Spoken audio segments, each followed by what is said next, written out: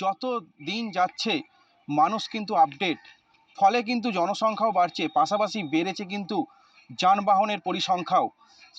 সেই সংখ্যাকে পাল্লা দিয়ে কিন্তু আপনারা দেখতে পাবেন রাস্তাঘাটে টোটো এবং অটোর ছড়াছড়ি। সেই নিয়ে কিন্তু সাধারণ পাবলিক কিন্তু বেশ সমস্যার মুখেই কিন্তু একটা পড়েছেন। পাশাপাশি একটা কথা আমি বলবো, আজকের এই যে বাইপাস রাস্তা, সেই বাইপাস রাস্তা কিন্তু উলুবেড়িয়ার যে বাইপাস রাস্তা অলরেডি কিন্তু শুরু হয়ে গিয়েছে।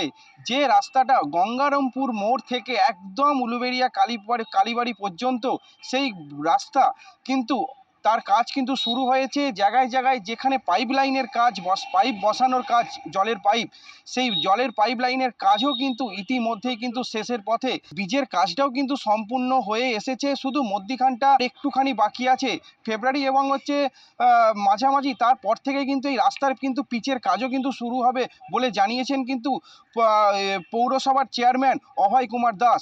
পাশাপাশি একটা জিনিস বলে রাখবো, এই বাইপাস রাস্তাটা যদি হয় তাহলে এখান থেকে টোটো এবং অটোর কিন্তু একটা অভিমুখ ঘোরানোর পরিকল্পনা রয়েছে পৌরসভার চেয়ারম্যানের। যত নার্সিংহোম রয়েছে সেখানে যত টোটো অটো আসে জ্যাম হয়ে যায় প্রচুর।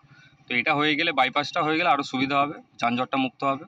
মার্চ মাসে উলুবেড়িয়ার মানুষকে বাংলার মুখ্যমন্ত্রী মমতা বন্দ্যোপাধ্যায় এবং আমাদের রাজ্যের মন্ত্রী পুলক রায় তার দপ্তরের মাধ্যমে যে বাইপাস রাস্তা হচ্ছে, সেটা আমরা উলুবেড়িয়ার মানুষকে যানজট মুক্ত করার যে প্রয়াস, সেই প্রয়াসে আমরা সাফল্য লাভ করব।